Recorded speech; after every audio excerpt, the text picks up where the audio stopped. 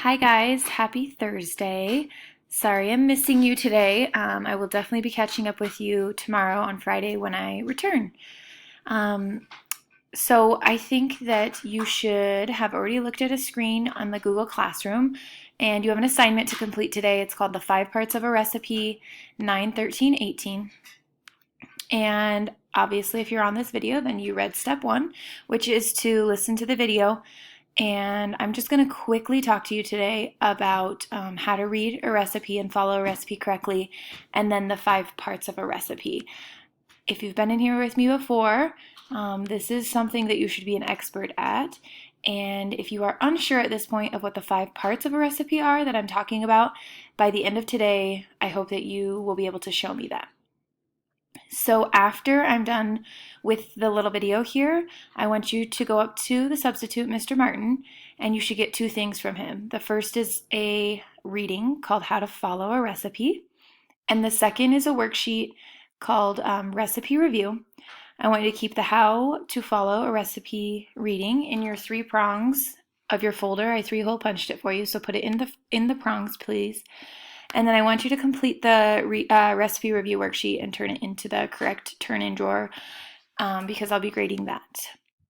Okay, so after you're done with all of step 1 and step 2 today, you'll move on to 3, and you can see attached to this assignment is a Google slideshow called Recipe Book, and it should have your name on it.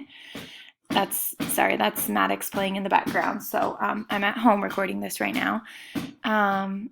Anyway, your name should be at the beginning of it, and I want you to go online and find 2 recipes you think sound tasty, okay? They need to include all 5 parts of the recipe that I'm about to go over, okay? So if you find a recipe you think it sounds delicious, but it's missing one of these parts, then it would not be a good option for this little activity. In the slideshow, I'll show it to you in a second, there'll be a spot that you can insert the information, the 5 parts of that recipe, and some pictures for the recipe, and it can kind of be a place where I guess it's your own little personal recipe book for class. You'll turn it in when you're done, and this is kind of like your exit pass for the day. It's what I'll use to see if you figured out, I guess, what the 5 parts of a recipe are, okay? So that slideshow looks like this. There's a spot, it looks like this at the beginning. There's a spot to tell about the chef. I would save this slide until the very end. First today, I want you to make sure you get your 2 recipes inserted, and then you can go back, and if you have extra time today, you can fill out the About the Chef page, which we've done a couple of About Me things since you've been in my class. You can use anything from your About Me page or from your Hello page that's in your Google, your Bellwork slideshow, or you can make it totally different. Doesn't matter to me. So after the recipe slide right here, there'll be a spot for the first recipe. So you'll want to make sure, of course, it has a name, and the cook time, how many people it serves, ingredients preparation, okay, that would be just like another way to say directions, and then any pictures you want to look up for that recipe, and then here's for your second recipe, and everything that belongs with that, and you do not have to put your contact information in here, although you can if you want to, okay? So it's supposed to be kind of easy and fun way to show me that you know the 5 parts of a recipe. Okay, so let's talk quickly about how to follow a recipe. So before you begin, and I'm just going to kind of read right from this, and I'll just cruise right through it. I just have a couple things to add. Recipes are guides to help you cook, obviously. Beginning cooks have the best results when they use tested recipes from well-known cookbooks or other reliable sources such as this the resource where I got this, or any recipe that you get from me or probably at home. Before you start cooking at any point in time, you of course want to make sure you have all the ingredients, that you gather the equipment and ingredients together in one place. You always read from the beginning to the end before you start cooking. And of course, you wash your hands and clean your fingernails, okay? So it never fails that even though I go over this every semester or quarter, I have someone get into the kitchen and they look at the ingredients list and they assume that that's just the order you put things in to the recipe, and they just start throwing things into a bowl. So if you are a bit of an experienced cook, you know that the order that you add ingredients matters, and sometimes there's certain things you need to do to the ingredients. For instance, chopping carrots or whisking the eggs ahead of time that you only know from reading the directions or reading through the recipe ahead of time. Also, if you read through the recipe ahead of time, that helps you to be prepared for what comes next, and it just makes preparing a recipe a much more efficient process. Okay. As far as the parts of a recipe go, a recipe is usually made up of two parts. There's the ingredients and the directions. Those are typically the main two parts. Today I'm going to talk to you about a couple of other parts, and I want you, of course, to know 5 parts to a recipe by the end of today. So a well-written recipe lists the ingredients in order that they will be added, but again, like I said, that is not always the case, and sometimes you have to add together like the dry ingredients in one bowl, the wet ingredients in another bowl, and then you add them together later. So it's only from reading the directions that you would know that type of thing. Many recipes spell out how much of each ingredient to use. And then, of course, you know, many times we see abbreviations in the kitchen. Here are just a couple, and we'll go over more later. C means cup, a lowercase t or the TSP means teaspoon, and the big T, the capital T or TBS means tablespoon, okay?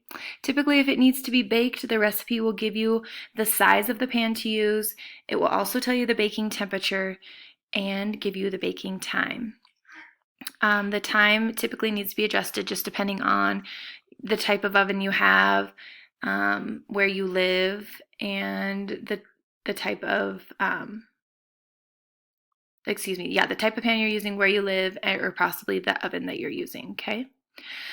You do not need to memorize these terms used in cooking, but for today, for the worksheet that you're about to complete, you will need to refer to these terms and the definitions, and then it will be our goal to complete or do or practice as many of these terms as we can by the end of the semester. So this worksheet is something I want you to keep in your little folder so that we can refer back to all of this terminology, and we'll kind of check in once in a while to see what we have done so far in the semester and what we need to maybe still practice, okay? So let's see. Next, I want to talk to you about the parts of a recipe, and this reading went through them, but it didn't outline them very straightforward, I guess. So let's look at this real quick. The 5 parts of a recipe. The one part that's not included in here that I do want you to know for today is a recipe. All good recipes should have a title. So you should know where it came from and like what it's called, obviously, so you know what you're about to prepare. Okay.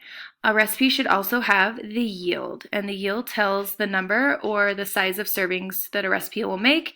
It's, of course, so very important to know this in advance, especially if you're cooking for more than one person. Like, for instance, when I'm planning for this class, obviously I have to modify the recipes, either double them or possibly cut them in half or maybe even triple them, depending on how many kids are cooking and how much I need the recipe to make. So the yield is so important. I expect you to know the definition of yield. I will ask you the yield many times throughout the semester. You should know this, okay? You should have a list of ingredients in a recipe, of course. They should be exact and specific, and they should even next to them tell you, of course, how much you need, and then also what you're going to do to prep or prepare that ingredient. So like if you need onions for taco meat tonight, you probably should dice that fine. So you would see like onion, comma, fine dice next to it to tell you how to prepare it, okay? And then you should have step-by-step directions that are very clear and include all of the steps. And if you read through a recipe and you don't understand a direction, you're not sure what to do, you need to absolutely ask for help. You could always go online and look up a cooking term that you're unsure about. That's why it's important to read through a recipe before you get going on it, just to make sure you know how to prepare everything within the recipe or complete each step. And then equipment, I don't love that one. That's not really included all of the time, but as I mentioned, if you're baking, a lot of times it tells you what size of pan to bake with. And then time and temperature is definitely one that I want you to know. So it will either give you like a degree to turn your oven on to, or it'll say like medium, medium low, that type of thing if you're using the stovetop. And of course, a recipe should tell you how long to cook something for. And it might not be specific in minutes, like 10 to 12 minutes or 5 to 7 minutes. It might say something like cook onions until they are translucent, approximately 2 to 3 minutes. So it's always okay to ask for help if you're not sure if something is cooked long enough or if it's cooked too long. And this is kind of where experience comes in handy when you're cooking things. Sometimes a recipe includes a nutritional analysis. Once in a while, I like to include that. I think it's really interesting. Wow. Especially if you're following a special diet or looking to lose weight or gain weight, but it's definitely not required as far as a recipe goes. All right, so for today, I need you to find recipes that include a time and temperature. They should include step-by-step directions, and they should include a list of ingredients and amounts, the yield, also known as the serving size, the size of servings, the amount of servings, and I don't have a slide for it, but it should also include a title. Okay? Okay, so that's all I needed to tell you for today. I think you should be very well informed and know what to do from here. I expect you to get as much, if not all of this done by the end of the class period today and have this slideshow turned into me with your 2 recipes on it with the 5 parts of the recipe included. Thanks, guys. Have a good rest of your day, and I will see you tomorrow. Okay, so I know I already said goodbye to you, but of course I think of like one more thing to add, typical teacher of me, right? Here's a slide that just shows you the 5 parts that I want you to know from today that I want you to be able to find online with the 2 recipes that you find, okay? So ingredients, directions, they should be clear and step by step, a yield or the amount of servings, a title, and a time and a temperature. Okay, guys? I'll include this in the Google Classroom along with the assignment so you can refer back to it. Okay? Good luck. See you tomorrow.